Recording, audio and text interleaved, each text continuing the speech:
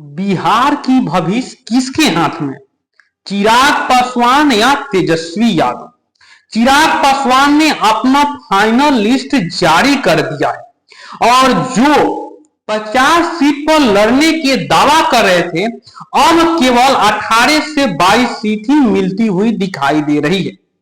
वह चिराग पासवान जो लोकसभा चुनाव में 100 के स्ट्राइक रेट से जीत हासिल की थी, 5 लोकसभा चुनाव और पांचों में जीत हासिल की थी, और उनके सामने अब उनके चाचा पशुपति पारस सामने।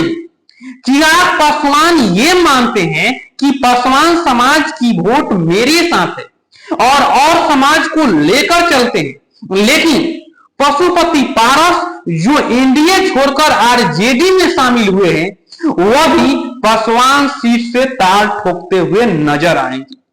और अब पासवान किसके साथ है, चिराग या पशुपति पारस, इसका फैसला इसी चुनाव में हो जाएगा। लेकिन जो लगभग क्लियर है, उनका नाम हम बता रहे हैं। ओबरा सीट से डॉक्टर प्रकाश चंद्रा चुनाव लड़ेंगे, वह चिराग पासवान की पार्टी से। ये बहुत अहम सीट है।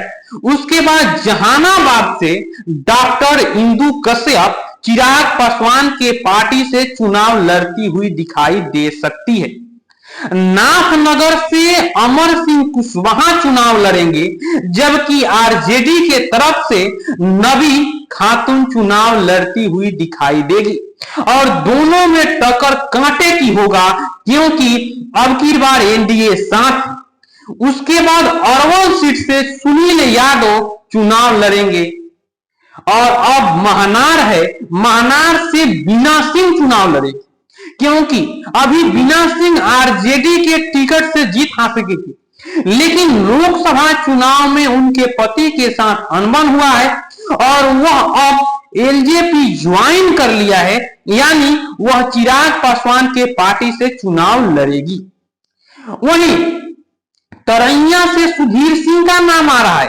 तरैया से सुधीर सिंह निर्दलीय चुनाव लड़ने की तैयारी कर रहे थे, लेकिन एक बार वह चिराग पासवान से मिले और खबर ये आ रही है कि हाँ, चिराग पासवान के पार्टी से तरैया से वह लड़ सकते हैं। उसके बाद गाय घाट से कोमल सिंह चुनाव लड़ेंगे। जब चिराग पासवान न एनडीए में थे और न महागठबंधन में थे, और जो एक सीट जीती थी वह कोमल सिंह ही, जो पिछले विधानसभा में चुनाव में सीट जीती थी वह कोमल सिंह थी, उनको टिकट कंफर्म है। वह अब एनडीए के बैनर तले चुनाव लड़ेंगे तो और मजबूत नजर आए। और अब देखने वाली बात हो कि चिराग पासवान के इस में कैसा प्रदर्शन रहेगा।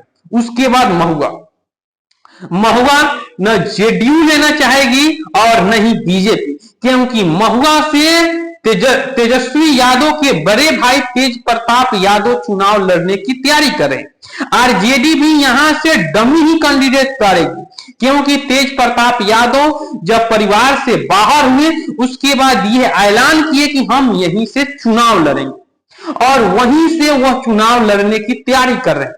इसीलिए यहां से संजय सिंह चुनाव लड़ते हुए दिखाई देंगे। जी हाँ दोस्तों, उसके बाद अलौली, यहां से कभी रामविलास पासवान चुनाव लड़ते थे, कभी पशुपति पारस चुनाव लड़ते थे, और यह चिराग पासवान के पिताजी, जिनका नाम रामविलास पासवान है, उनके गढ़ हुआ करते थे। 22 साल की उम्र में यहां से वह चुनाव जीते और अब इस गढ़ को फतह जो किया है वह आरजेडी ने किया है। यह किला ढह गया है, लेकिन चिराग पासवान चाहेंगे कि इस किला को एक बार फिर फतह किया जाए, अपने पिता को विरासत को एक बार फिर संजोया जाए। जी हाँ दोस्तों, यह मेरा वीडियो कैसा लगा कमेंट बॉक्स में अपनी राय रख सकते हैं।